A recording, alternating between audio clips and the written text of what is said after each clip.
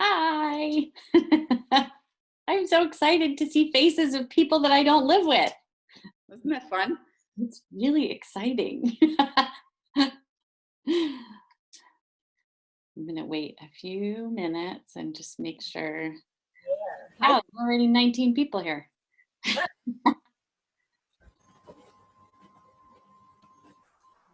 this gallery view so I can see all your beautiful faces. Hi, Dimitri.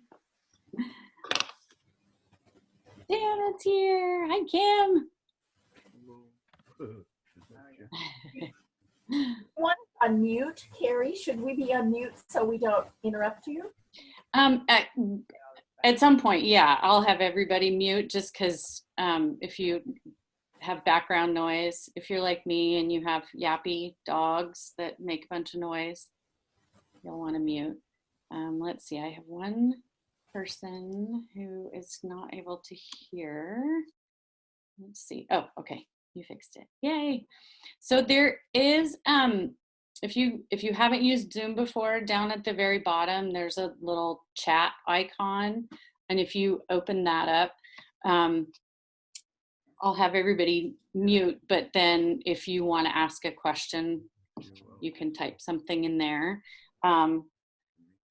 Because my plan is I've picked a couple different sections to read, and then I'll open it up for questions. So you guys can ask me anything. I may not answer anything, but you can ask me anything. Oh, I'm so excited to see you guys. It's like I'm tearing up. Yay. Hi, Elizabeth. Hi, Teresa. Oh, I'm so excited to see all these people. Hi, Nikki. Oh my gosh. All these fun people. Hey, Gabriel, you're right. Holy cow, dude, you need a haircut.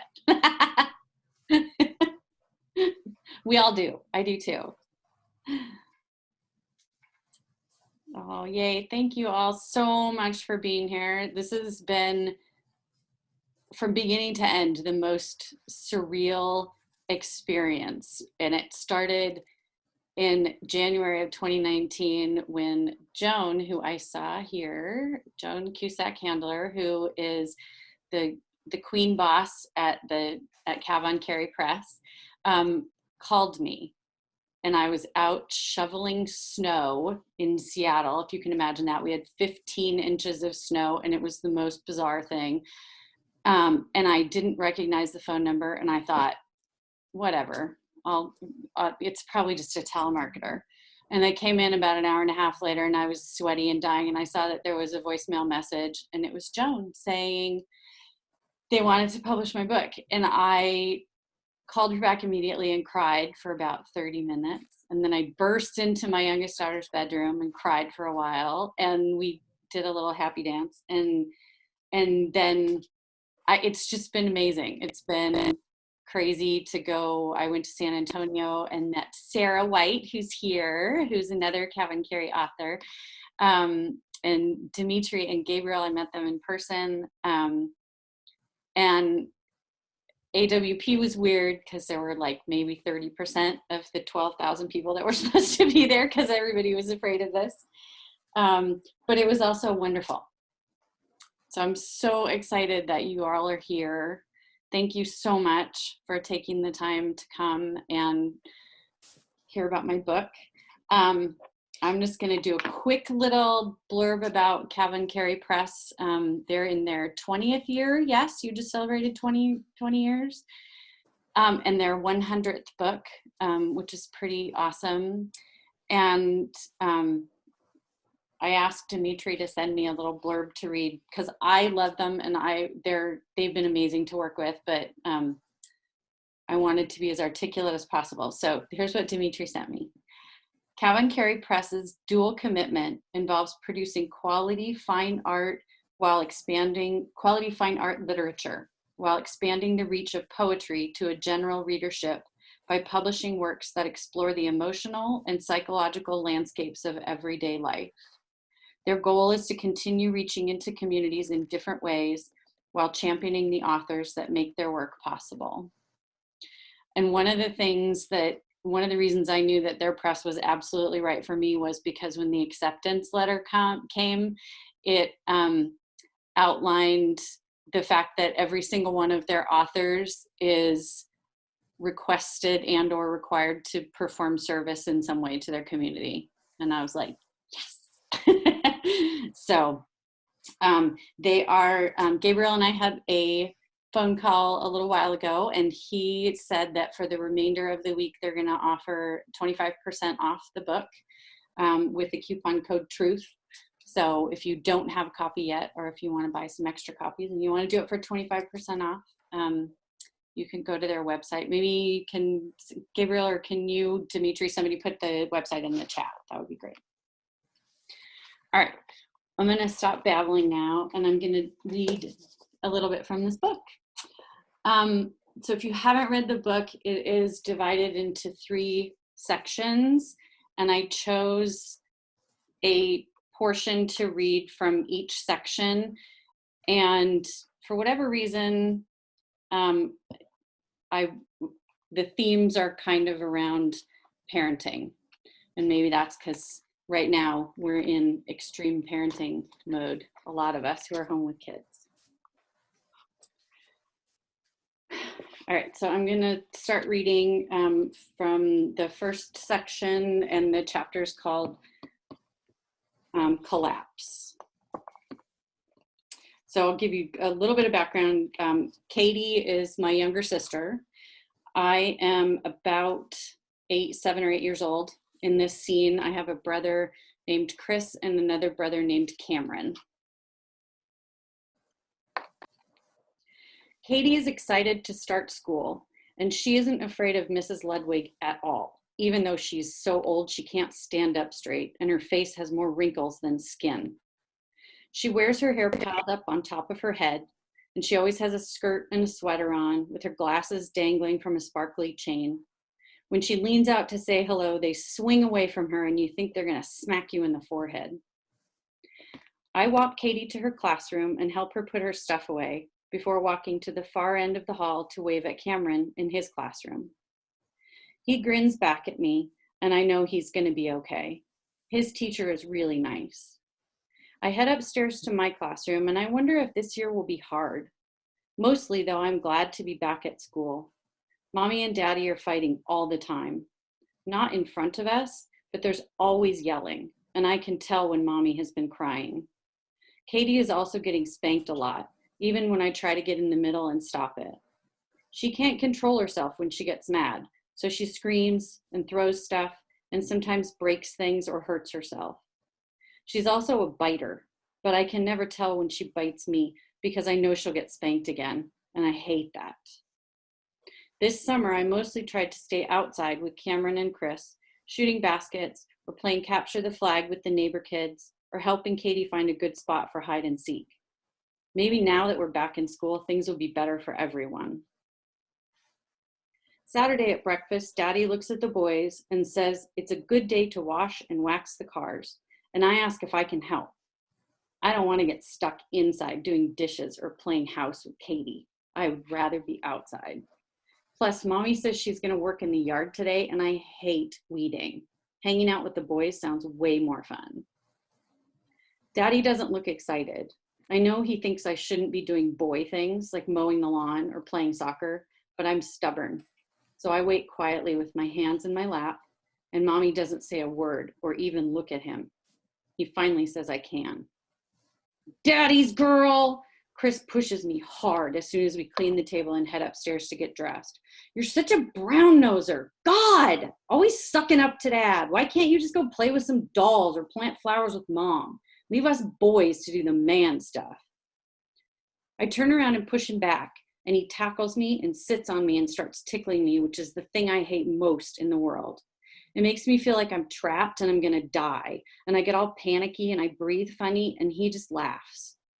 Cameron is frozen, like he can't tell if I'm okay or not, because I'm laughing, which is what you do when you're being tickled, even if you don't want to. So pretty soon I start screaming.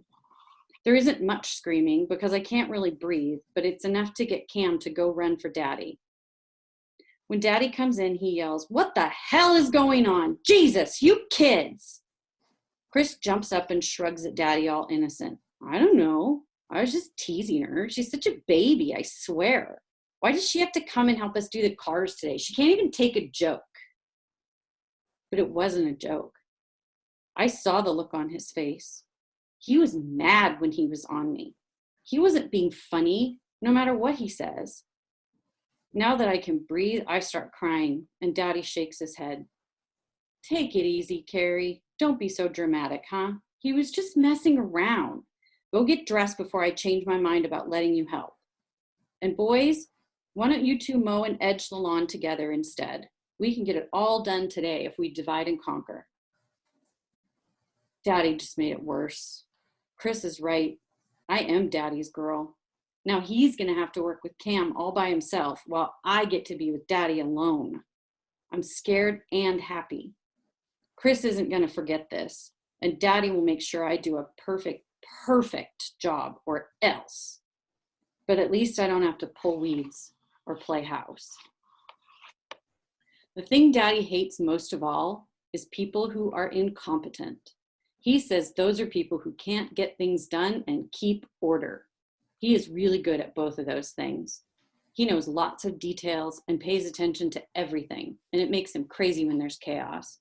He has schedules for washing and waxing the cars, taking care of the lawn, and paying the bills. Whenever he comes home and there's a big mess or a lot of crying and fighting, he gets pretty mad. I think crying is worst of all because he wants us to be tough, and crying means you're weak.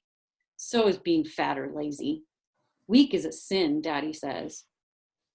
Crying is a waste of time, Kari. Remember that. The important thing is never let him see you sweat. If Chris knows he's bugging you, he'll just keep doing it. If you ignore him, he'll stop. And if you cry, he wins. Don't make a big deal out of stuff like that.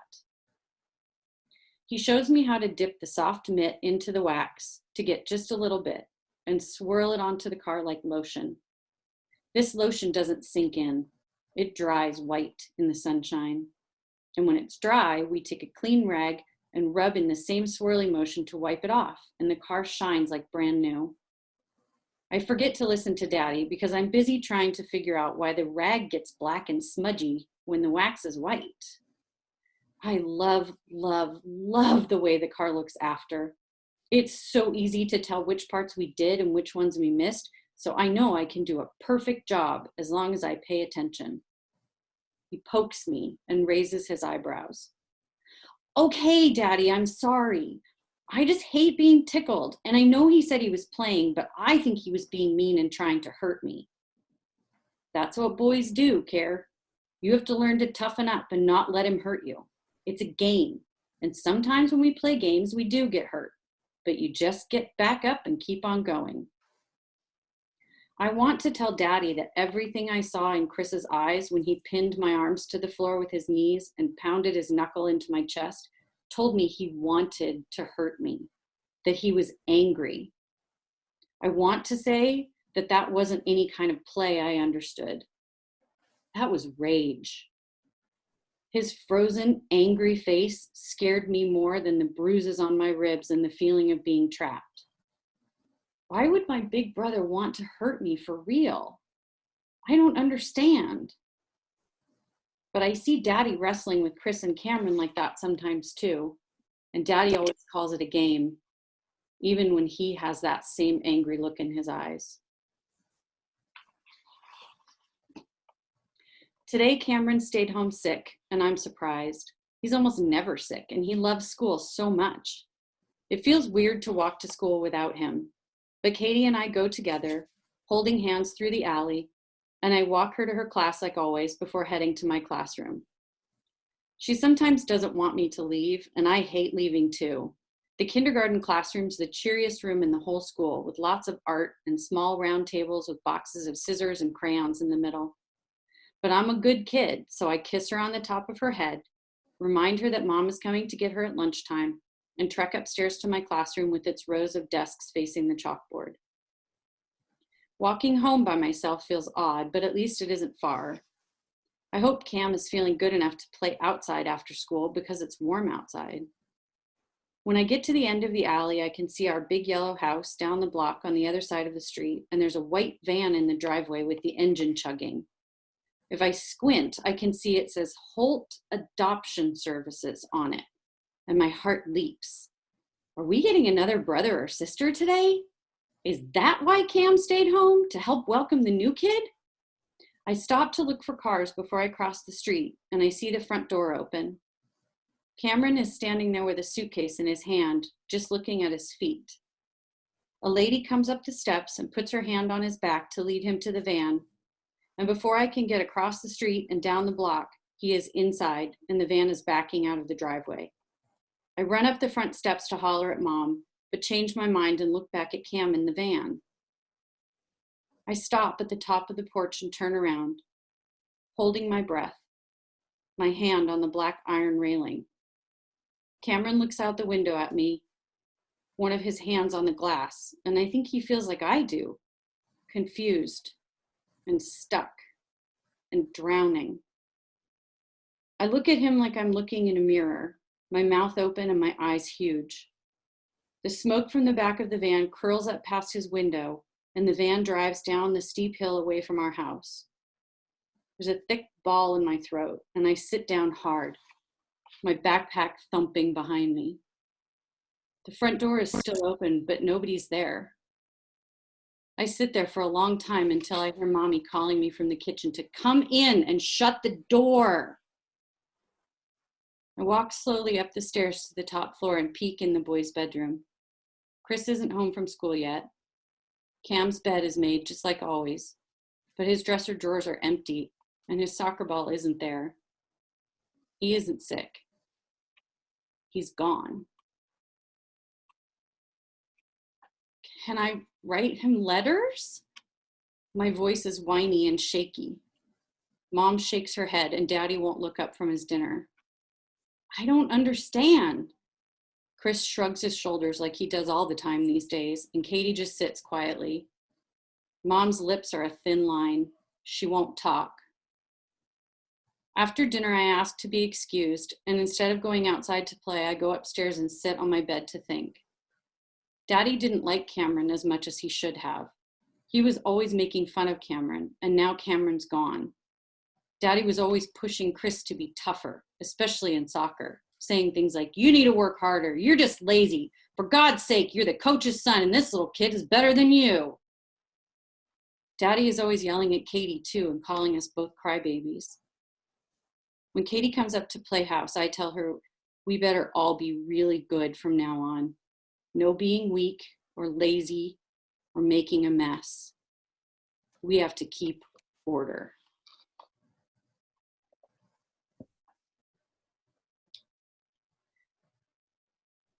So the second part that I'm going to read actually is in the second book, or the second section of the book, and it actually has the exact same title. You'll notice when you read that the book that some of the same titles keep circling back around. So this is also called Collapse. Let me see if there's anything I need to tell you about. I mean, I'm married and I have kids, but that should be pretty obvious at this point. I have 2 little girls now. Erin is 5 and her little sister Lauren is 2. We moved to a bigger house on 2 acres in a quiet cul-de-sac, and I haven't had a paying job since Erin was born. I sometimes feel guilty about that since I spent so much money and time getting my college degrees, and I had so much ambition. But the fact is, Sean travels a great deal for work, and I refuse to let anyone else raise my children. He works at Microsoft, and he's in charge of a partner program that takes him all over the world. I plan on going back to work when the girls are in school, but Sean's parents are thrilled that I'm a stay-at-home mom. They are sure to remind me how important it is that I am here for my girls. Mom is jealous, reminding me that that is the life she wanted too, but she didn't get thanks to my dad. And I can't bring myself to respond when she talks about it. Dad and I have become really close. Watching him get down on the floor to play dress up with Erin and sing silly songs is one of the most healing things I can imagine. He treats my daughters with kindness and gives them the unconditional love I wanted from him as a child. They adore him, and so do I. But I'm exhausted.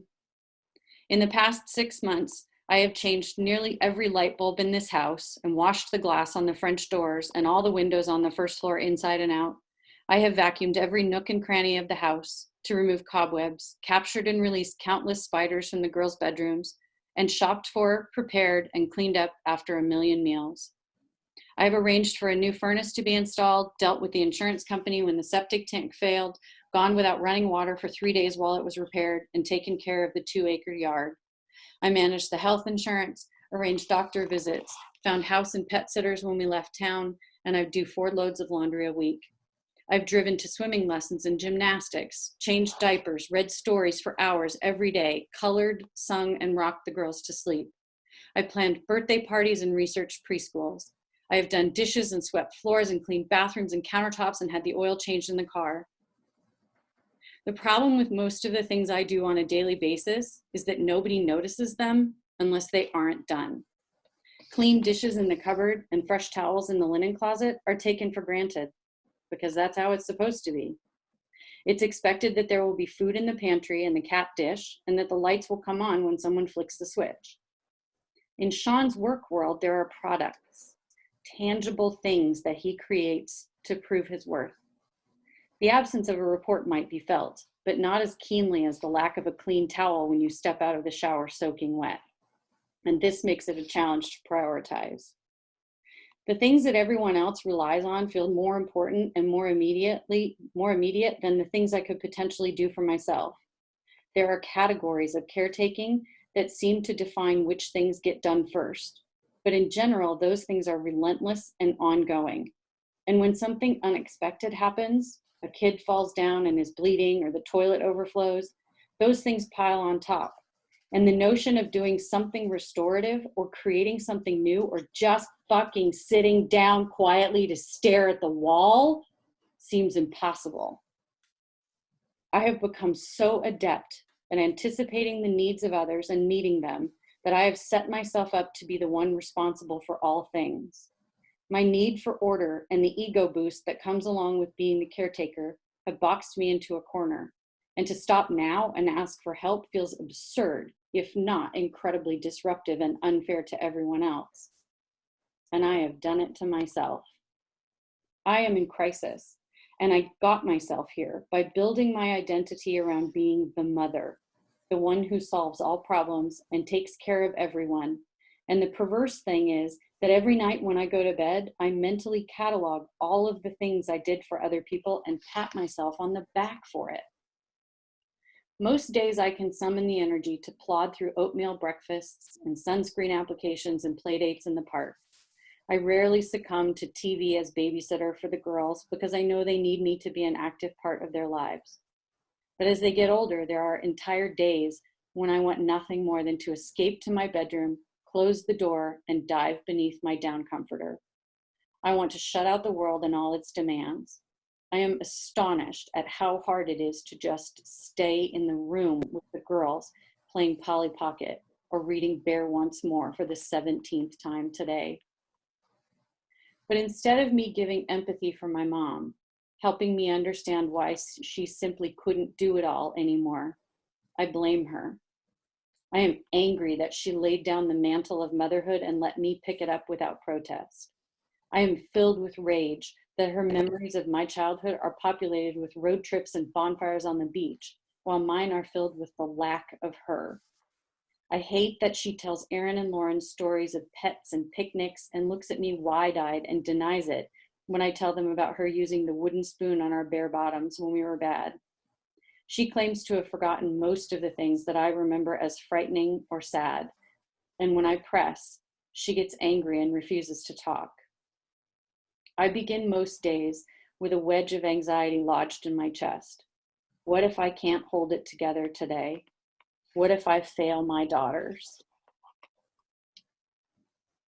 Many of your symptoms of anxiety, the sweaty palms, the racing heart, the nausea, result from your hypervigilance.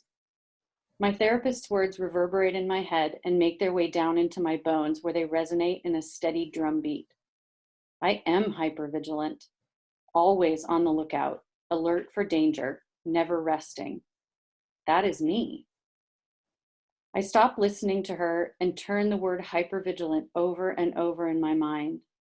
I attach a kite string to it and sail it high above my head in the sky. It is my banner, my truth, myself. Trailing my gaze up the string, I begin recounting the times in my life I've caught danger just before things spiraled out of control. I recall the occasions I've congratulated myself on my ability to notice that something wasn't quite right and swerve just in time to avoid disaster. I wonder how it can be a bad thing if it kept me safe for so long. In my head, hypervigilance looks like a brightly colored eye with a 10,000-foot view, scanning the world for potential threats. But it is a bad thing because it's destroying me. Somewhere along the way, I turned the corner from vigilant to vigilante. I am no longer holding the string. I have become the kite. Rather than simply paying attention, I now actively seek danger, look for harm like some twisted superhero. I create chaos just so that I can clean it up and prove that I am strong, smart, capable, in control.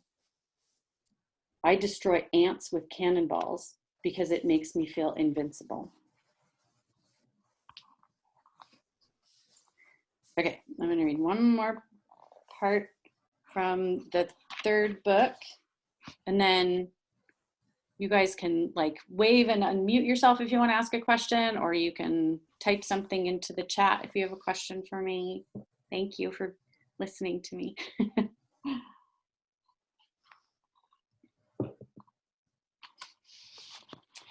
I once heard someone say that kids born in the 1970s are the least parented generation.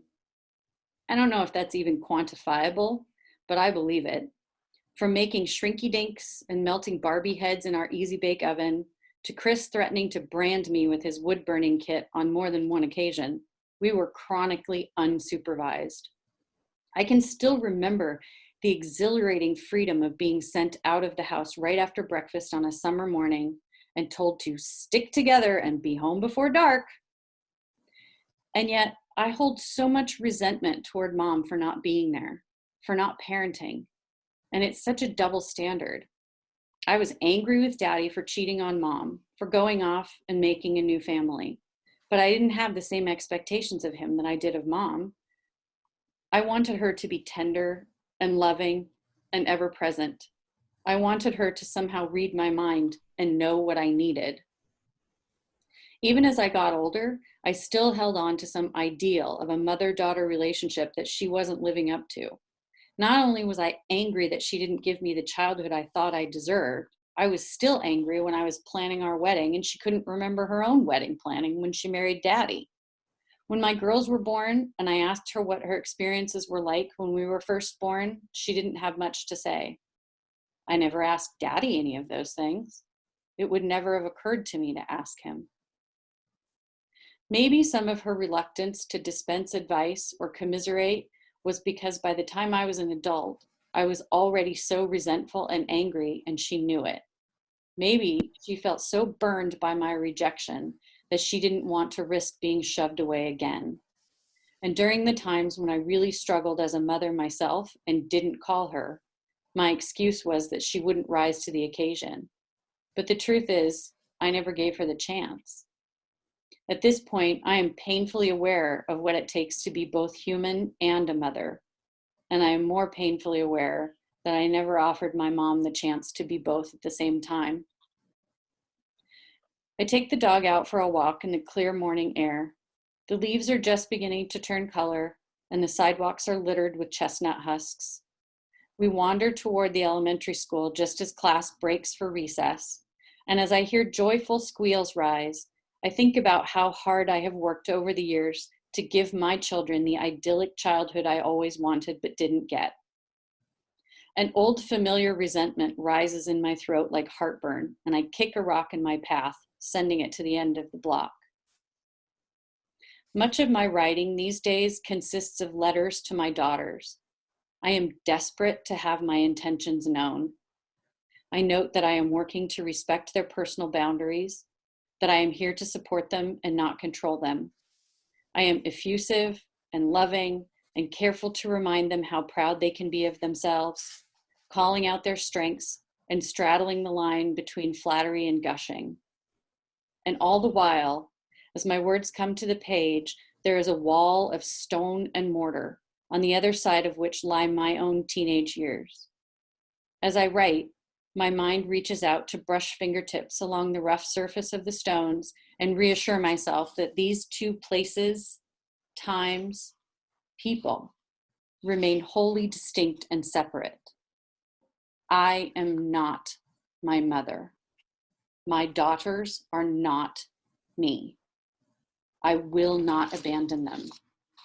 I am a good mother. But I'm beginning to realize that this wall is not a wall at all. It's a mirror that is showing me some version of my teenage self that I don't like. I do love my daughters, but I wonder how much of what I say to them is aimed at convincing myself that I was right and mom was wrong. The dog stops to pee and a lump forms in my throat. How many years have I wasted being angry with mom for not giving me the mother-daughter relationship I wanted? As she sinks deeper and deeper into her own mind and her memories peel off a few at a time, I am left feeling ashamed. Assuming she understands what's happening to her, she's probably terrified. And the fact that I was angry about having to take care of her, sit with her in silence, or tell her the same things over and over again feels incredibly petty. A wellspring of love and compassion bubbles up inside me. Maybe I can heal myself by smashing that wall and acknowledging that it was built of hurt and resentment, and admitting that it never protected me from anything except having a relationship with my mom. Of course, all of this is complicated by the feelings of responsibility I had toward her for so many years. And as my girls get older, I'm learning that if you're a person who has made your children your life, it's hard not to lean on them when you need support. Also, if you are lucky enough to have mature, emotionally stable kids, when the rug gets pulled out from underneath you, it is powerfully tempting to ask them for help and support. And if both of those things are true, that your children are your life and that they are mature and caring, it takes a great deal of courage and conviction to not divulge every little detail of your fear and despair, anger and disappointment, and overwhelming sadness to them in the hopes that they will prop you up when you fall and remind you that they are on your side. The closest buoy is the one we most often want to reach for. But if that buoy turns out to be my children, I know I have to keep on swimming. They need me to be a mother. It is not their job to be mine. Finding a balance between letting them see my pain and fear as a human being and letting them know that it isn't their responsibility to fix it for me gets more challenging the older they get and the closer I get to losing my mom.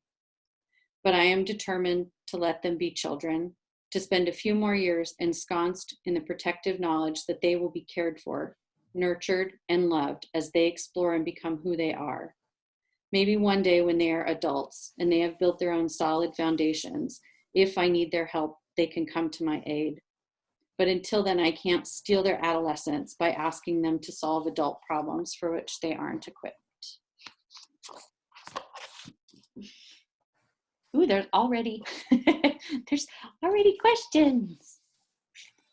Oh, thank you, Kathy. Kathy ordered copies to give away. Oh, good. Gabriel, you're my hero, shipping out copies to people. Okay, so there's the question from Teresa. I don't know if everybody can see the chat, but Teresa said she likes the kite metaphor for hypervigilant and how I became the kite. And why she wants to know why I named book 3 The Halo. So I struggled with the structure for this book. I wasn't sure if I should do it in chronological order or not, and I played with that for a really long time. And one day, honestly, the structure just came to me. And if you can see this spiral galaxy tattoo that I have right here, that literally became the structure of the book. And so in the beginning of the book, there's a quick description of what spiral galaxies are, that they're composed of 3 component parts. And the 3 component parts are the bulge, the spiral, and the halo. And that is what I named the sections in the book after, because the way a spiral galaxy grows is that at some point when you get out to the halo, which was the 3rd part of the book, you have this perspective on the entire galaxy that you never had before and that you weren't able to have when you were in it. And so to me, that was how I felt when I got to this part in my life where I had my own children, and I had a different perspective on what it meant to be a parent and a human being, and the expectations that I had of my parents. And so for me, it was that beautiful halo moment of like, here I am out at this, like I've expanded all the way up here, and I can see back with this completely different perspective that I never would have been able to have before. And so for me, the halo moment was really the culmination of all of the experiences that I had. Kari, Yes. can you unmute all of us so we can applaud you? I don't know if I can unmute. I don't know if I know how to unmute everybody. Thank you for asking that. You're so sweet. Oh, here's mine. You're so sweet. Thank you. Thank you. Thank you. All right. Susan, you chatted me privately. Is it okay if I read your question? Yes. Okay. So Susan asked, how did I decide? Let's see, I couldn't cover every event and every character in sequence. How did I decide? And when 2 characters had different truths, how did I decide? I mean, I think that's like one of the central questions for anybody who ever writes memoir. And the thing, there were many different perspectives. I mean, just developmentally, when most of the really difficult traumatic things happened as kids, I was 8 years old. Chris was in early adolescence, and Katie was still basically a toddler. So developmentally, our brains were only able to wrap our heads around certain aspects of things at once. We all focused on very different things. And in the end, what I decided was the only thing I could do was tell my truth. And I had to be really clear about the fact that it was my truth, and that, other people did have different perspectives. One of the things, if you haven't read the book yet, one of the things that you'll notice I talk a lot about as well is memory. I don't have a lot of memories from my childhood. I still have really giant black holes in my memory. And I thank my brain for protecting me that way, if I'm being honest. So the things that I told, especially in the first third of the book, is kind of all I could remember. There are giant, one of the things, I don't ever remember having a birthday party, ever. I'm sure I did. I'm sure my parents threw birthday parties for me. I don't remember any birthday party I ever had until I was 16 years old. So that was part of what I decided. As I got older, and as my siblings got older, it became a lot trickier to decide what there's a lot that isn't in the book about my siblings, and that was by design, because those stories aren't mine to tell. So there's a lot also that didn't make it into this book. I mean, there was a lot on the cutting room floor, and in the end, it really boiled down to sort of what were the themes that I was really going with were, you know, compassion and parenting, really mostly being a mother, and memory. And then that's how I stuck things in. I mean, there were a lot of things that didn't make it in just simply because they didn't fit with that. Let's see. Oh, Jonathan, thank you. Yes, I do. I have at least one more book in the works. I also, thanks to Dimitri, maybe have resurrecting an old one, because we talked to AWP about one that I wrote about 15 years ago that never got published. And and Dimitri had this idea that I should, yes, you're brilliant. You are brilliant, Dimitri. So that one is very, very different. And we'll see how that one works. I may need some help from Dimitri on that one because he wants me to turn it into poetry. But I am also working since the end of this book. My life has changed again significantly. And one of the ways it's changed was that I went through a very unexpected divorce about 2 years ago. And I wrote my way through it. That's how I survived that experience. And I'm continuing to write about that. It's funny, again, I'm having a very similar sort of spiral galaxy experience where, you know, you go through these different stages of believing that you know exactly what's happening and why it's happening. And then you get more perspective as it goes. So that book is really, it will be a meditation on toxic masculinity and how I really embraced a lot of it and enabled a lot of it. But in memoir form. So that's the project I'm working on right now. Although the project I'm working on more than anything right now is the food bank and getting people in my neighborhood fed because that is a much more pressing need.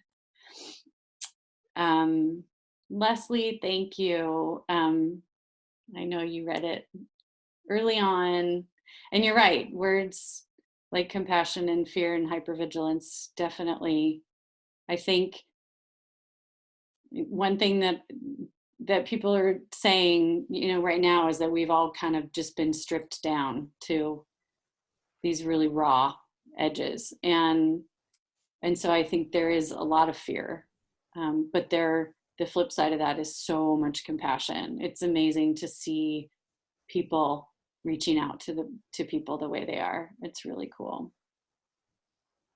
All right, Dimitri, did I know I was going to write a memoir? I didn't. I started writing the book that I told you about 15 years ago, and that's what I really wanted to write. And I went to a couple of writing workshops. Actually, the most impactful one that I went to was with Miss Kari Link. And our instructor told me, yeah, that's a pretty good idea, but you're writing around things. And I was like, what are you talking about? And so she assigned us something that was very personal to write that weekend. And I was writing about other people. I was doing this other interview project where I was writing about other women. And I brought my piece in and I was grumpy about it. I was super unhappy that she made me write about that. Her name's Jennifer Lauk, and she has 3 memoirs, I think. Blackbird was her first one. And we all read our pieces, and I kind of lost it when I was reading mine. And she said, that's the thing you need to write. You need to write the thing you're most afraid to write. And I'm pretty sure I looked at her and said, fuck you, I'm going to go do this other project.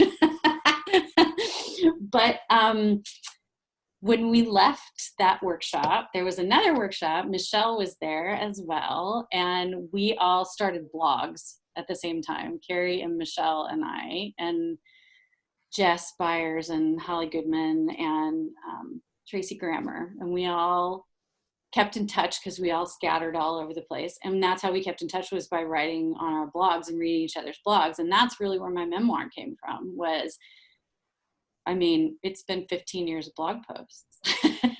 And at some point about 4 years ago, when my mom really started descending into Alzheimer's, it started to coalesce. All those pieces started to coalesce for me. And it's sort of a double-edged sword. My mom always wanted to be a writer and just never made it happen for a lot of reasons. And so I think in some ways she would be absolutely furious and jealous and really unhappy that I did this, but I also like to think that she would be kind of excited that it happened, and that she was sort of the reason that it got kickstarted. So, let's see. Oh, Emily Weber. Yes, some of the titles repeat. And okay, so the reason that some and only some of the titles repeat is, again, that spiral galaxy notion of where sometimes you come full circle and you feel like you're right back where you were before, but you're actually not. You have a completely different perspective. And so that's why I repeated some of the titles as I went through, because those were times in my life where I thought, good Lord, I thought I ran away from this. How am I back here again? How did I get here again?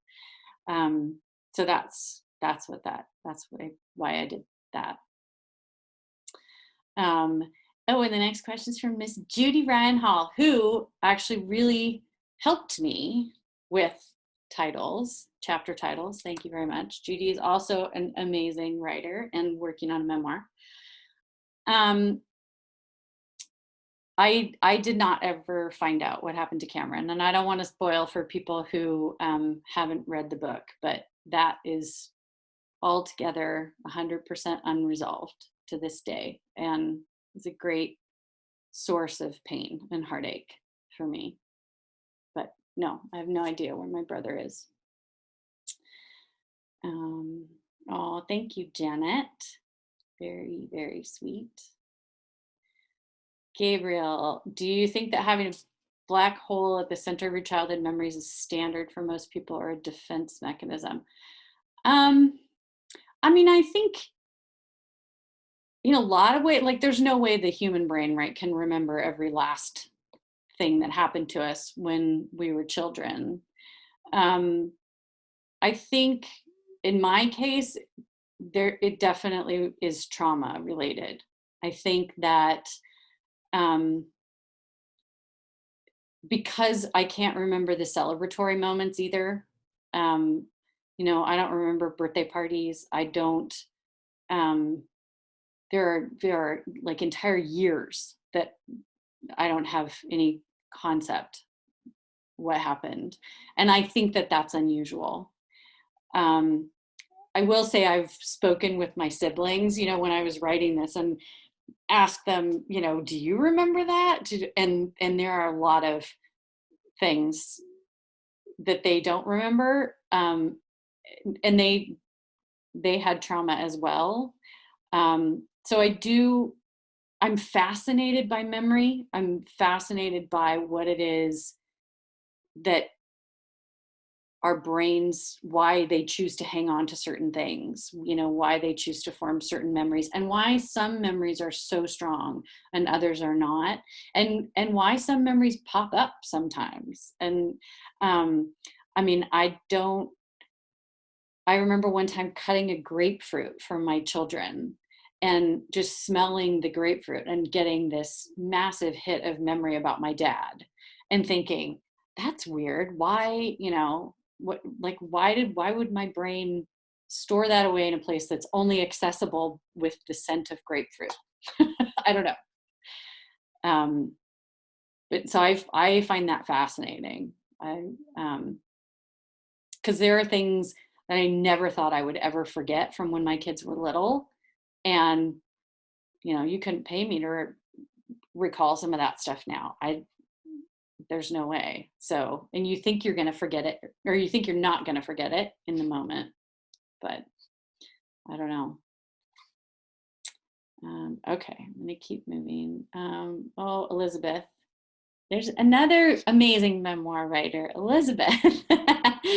Yes, I remember clacking away in that weird little cottage in Santa Cruz too. It was beautiful. I'm telling you right now, if you're a writer, the best thing to do is to go away for a weekend with other writer friends and get a bunch of really good food and each have your own bedroom and just write whenever you feel like writing. And then once a day, everybody comes together and reads their stuff. Tanya and Elizabeth and I went to Santa Cruz for a weekend and rented this weird little cottage. And I get up super early. And Elizabeth was like, nope, I'm laying in bed until 2 p.m. if I can in my pajamas. And Tanya would get up and go walk on the beach for hours. And we each had our own writing thing, but we convened for dinner every night. And then after dinner, we spread our pages out and we would read whatever we'd written that day to each other. And it was amazing. And Kari and I did that in your place in Sisters. We went for a weekend and just spread index cards all over everywhere and put our stuff together. It's amazing. If you're a writer, go away for the weekend with other writers. I'm telling you. Angie, yeah, there is a moment in the book where I talk about truth being like a rubber band, and we can stretch it to the point where becomes a completely different shape altogether than it was when it started. It took me longer than I'd like to admit to figure that out. But that is where the title came from for sure. Oh, Holly, hi. I've been writing through quarantine? I have. I don't know if Chris Moore is here. I apologize. I can't see everybody on the screen all at once, but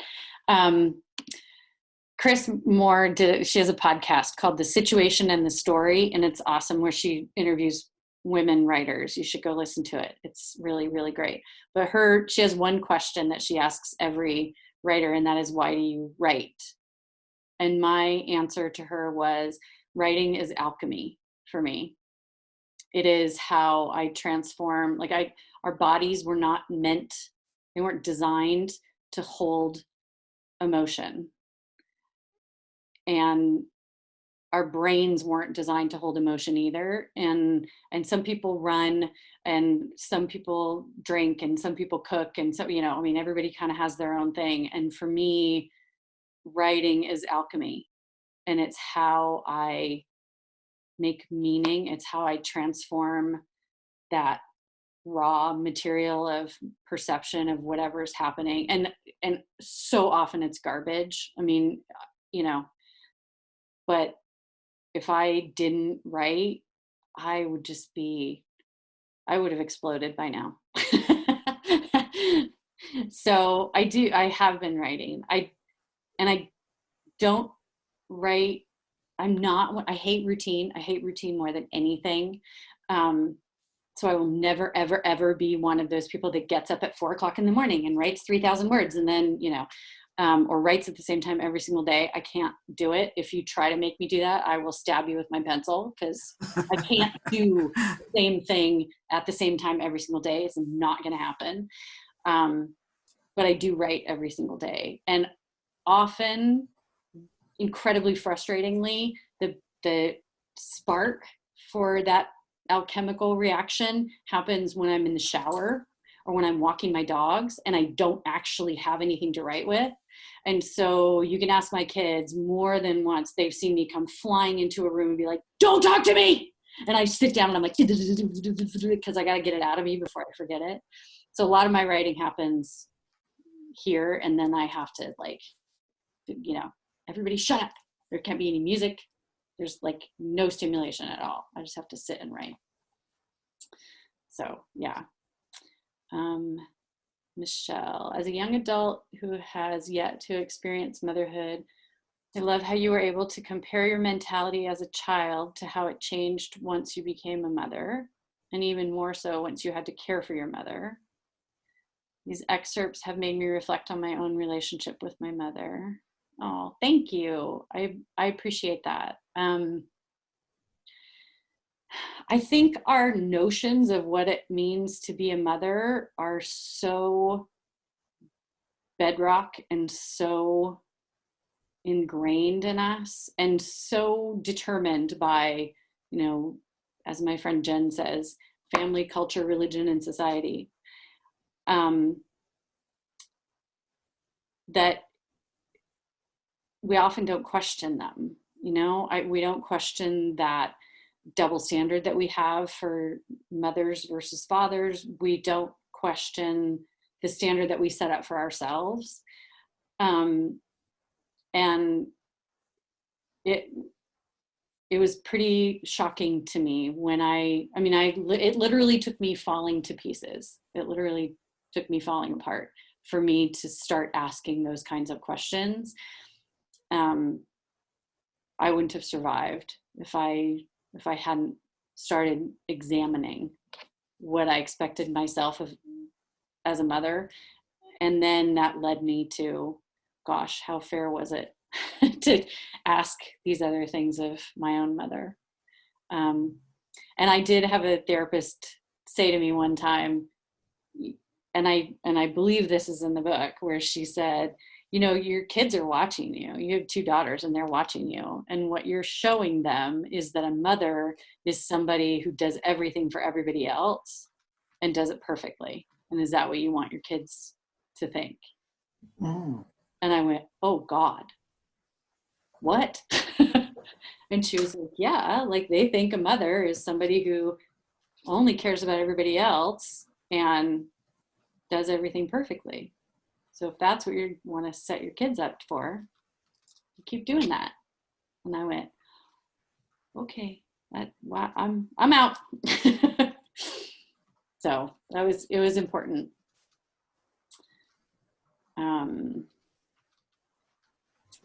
Judy, as a memoirist, I find it much easier to write my memoir now when my parents are gone. Do you think your father's death and your mother's Alzheimer's helped you write? Yes, absolutely. I mean, I wrote my way through my father's death. That was really an incredibly painful time in my life. Like I said, my mom and I had a very interesting relationship. She was very jealous of my life, for a lot of reasons. And I think she would have been very, very angry to know that I had success writing.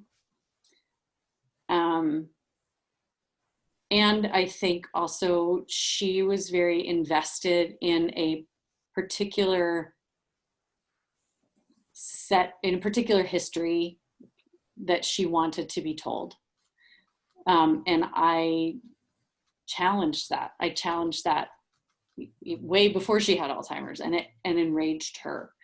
And so yes, it's much easier now to not have to justify writing this. And I don't believe, if you get to the end of the book and you feel that I don't have compassion for my mom, that would make me really sad, because I think I have a great deal of compassion for my mom. I love my mom.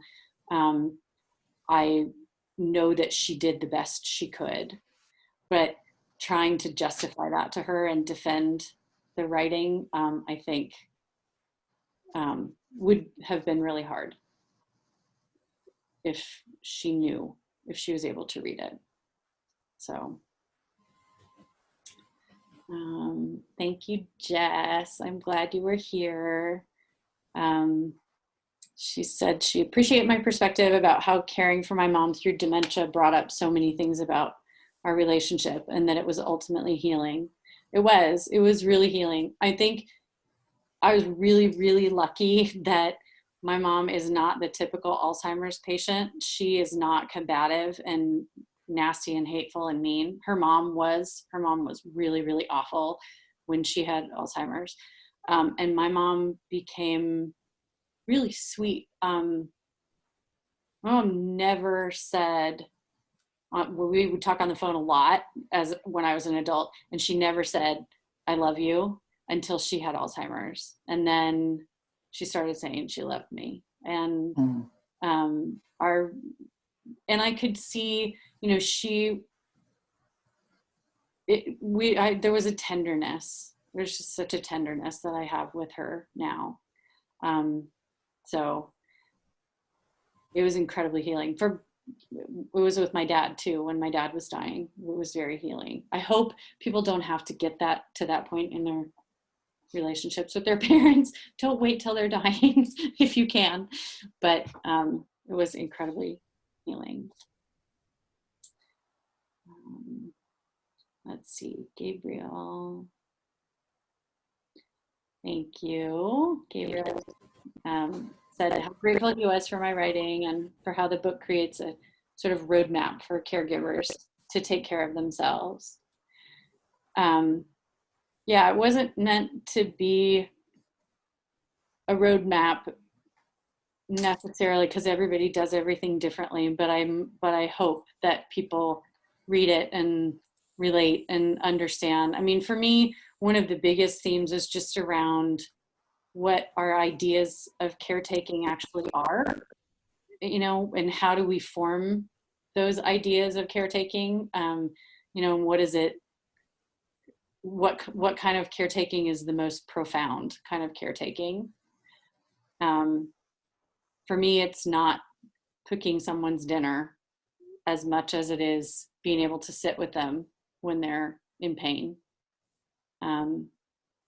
So I hope that people get that.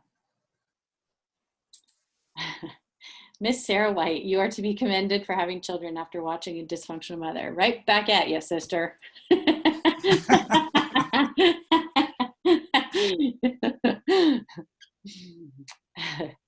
Okay, I'm gonna keep scooting, sorry, and reading.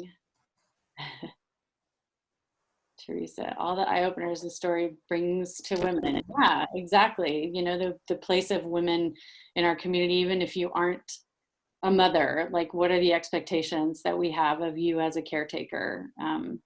It's definitely, I hope there's a, you know, a lot of questions that can come up for folks around, you know, the kinds of knee-jerk responses we have around what it means to be a caretaker and what it means to be a mother and what it means to be a daughter. You know, there's that, I think, that obligation feeling, or, you know, there are so many people right now that are taking care of children and parents simultaneously. And I think there's a lot of resentment and anger and overwhelm, and there isn't a ton of support for caregivers. And it's definitely something I think we need to look at and think about and understand how exhausting it is and why does that most of the time fall to women. So, all right. Thank you. All right, does anybody else have other questions for me? Or Gabriel and Dimitri too, because CavanKerry is accepting submissions for poetry and memoir in August, yes? That's correct. So Judy, send me your memoir, we'll work on it. You can submit it to Gabriel in August. We'll be looking forward to reading them. Yeah, and they're awesome. They're so awesome to work with. I love you guys. You can say that too, Sarah, huh? They're awesome to work with. Of course, they are wonderful. And also, Sarah has a beautiful memoir as well that is with CavanKerry Press. So if you go to their website, you can find Sarah's book as well. And get her book. Aren't you sweet? It's an awesome book. I love it. And that one's Primary Lessons. Yes, Primary Lessons. I lent your book to a neighbor who claimed she had nothing to read, and she said to me, "It's unsettling. We have to talk about it." So I'll have to talk to her tomorrow. And the thing is that good writing is supposed to be unsettling because it was unsettling for you to live it and you were working it out on the page. Yes. And they say that what the writer feels while writing is what the reader feels while reading. And I am sure that there were some unsettling. And the idea of the black holes, someone said it is your body's way of protecting you until you're strong enough to deal with some of these things, which would destroy you if you dealt with them as in childhood. Yeah. And I think that children love their parents no matter what and want to please them. And you've shown us how to really come to a peaceful understanding of imperfection, because that's really what it is. We're all imperfect, and you've kind of given us this roadmap about how you've dealt with it. Thank you. Thank you for saying that. I appreciate that. I hope people don't feel the exact depth of feeling I felt when I was No, writing. that's While okay. they're They reading need it, to. that would just be Catharsis. It'll be catharsis. Yes. Oh, there's a question for Dimitri and Gabriel about any changes on the speed and readiness to print during the quarantine. Well, fortunately, all of our books are printed well in advance of the release date. So, you know, we've got a good supply of the books handy, you know, literally at hand in this case. And then our distributor out of Chicago, the Chicago Distribution Center, was closed down for 2 weeks with the shelter-in-place order in Illinois, and they just opened back up and are shipping things out as per usual as of yesterday. So in that regard, things are continuing as normal. Fortunately, we've been ahead of the, you know, right now I'm mostly finished with the things for with our 2 titles for the fall, and then getting to the point of the copy editing phase for the spring 2021 titles pretty soon. It's something I've been making a point of getting further ahead, especially in, you know, to future proof in case things like this come up, because as we all know, life happens. So here we are.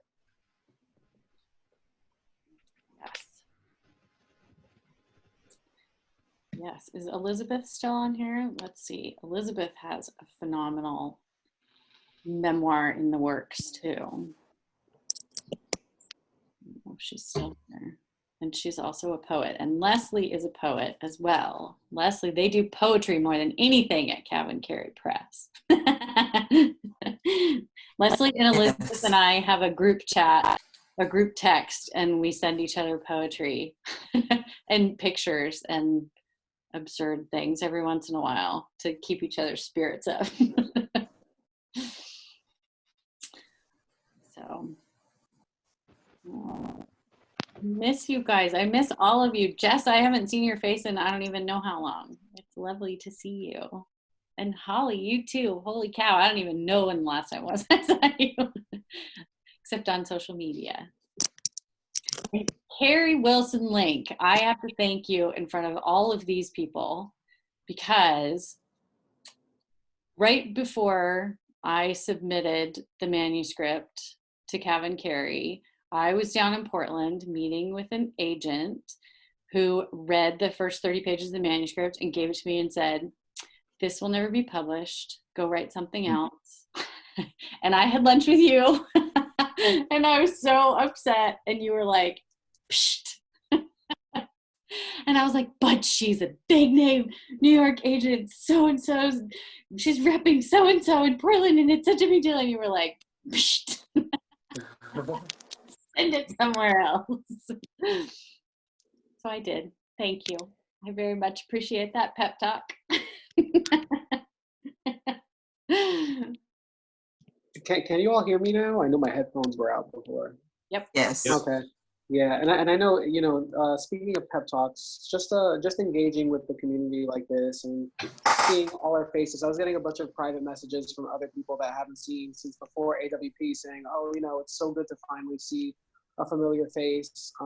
I have to say, I love doing the virtual readings, and I think especially now these readings are very important to have, even if it's just to see people, even from your same state or your same city, that you weren't able to see because of problems such as this. So I definitely think I can say with CavanKerry in the future, we're going to be doing more of these virtual readings. If anyone is interested, the vibration is consistent. As you can see with Sarah and Kari, the poets that we publish are also very dear family members of the CavanKerry Press branch, and I do consider them as literary family. So we do have some of these other ones coming up. There are other poets and writers on this stream from CavanKerry also, Joan Seliger Sydney, which I think she left, but she did want to do a virtual reading. We also have Harry on here. She published my oceanography with us too. So Harry, if you are interested in doing something virtual, you can reach out to us after, and we can set something else up with you as well. Anyone that's watching this that does like what we're doing, if you want to follow us on Facebook, on Twitter, and Instagram, that's at CavanKerry Press. And that's the same on all platforms. And we are going to try to be doing things like this during COVID and post-COVID, so please consider. Well, thank you for doing this. It's surprisingly satisfying. It Yes. feels surprisingly connected. Yes. Wow. So I'm delighted. Thank you. You're welcome. You're welcome. And thank you, Kari. Yeah, Kari and I, thank we you. spoke. Yeah. Yeah, we spoke about this, and within a couple of days, Kari was like, "Okay, what do you want me to do?" And I was like, "All right, reach out to your folks." And then it had legs. I reached out to ours, and then all of a sudden, we just brought two different families together, and it was amazing. Yeah, and you know, it's always been one of the things that CavanKerry Press loves to be part of, bringing authors into people's homes. And in the past, it was, you know, like literally going into someone's homes for a salon and, you know, poetry salon sort of situation. And now it's sort of an evolved version of that because we're in so many homes all at once. So it's pretty Right. great to be part of that. This is like a CavanKerry too. Yeah, and I saw. Let it be the Yes, let it be the first Yes, of many. and Jonathan, who was also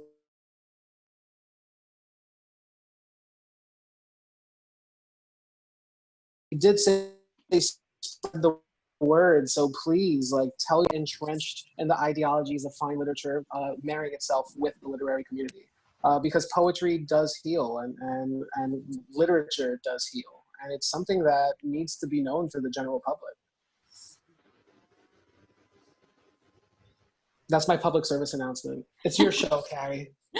No, I love it. And I love, like, so Sarah is a teacher and Dimitri is a teacher as well. Like, there's, you know, people, and anybody that knows me knows teenagers are my favorite human beings. And so I love working with kids. And that's another one of the things that I love about CavanKerry is there's this commitment to, like, being out in the community and working with young people and helping, you know, shepherd those voices to places where their words can be heard. And it's just such a, like, it's so near and dear to my heart to be able to work with a press that is committed to that. And when I, you know, I still am, you know, I'm going to do my crazy alchemy book launches. I'm doing one here and I'm doing one in Portland and I'm doing it in LA and I'm going to do it anywhere else. And so for folks who don't know what that was, my book launch here in Seattle was going to be called Alchemy, Transforming Our Rage to Serve the Collective. And so it was me and Leslie she is going to come and read some of her poetry. There are going to be musicians, there will be visual artists, there's going to be a whole consortium of performers.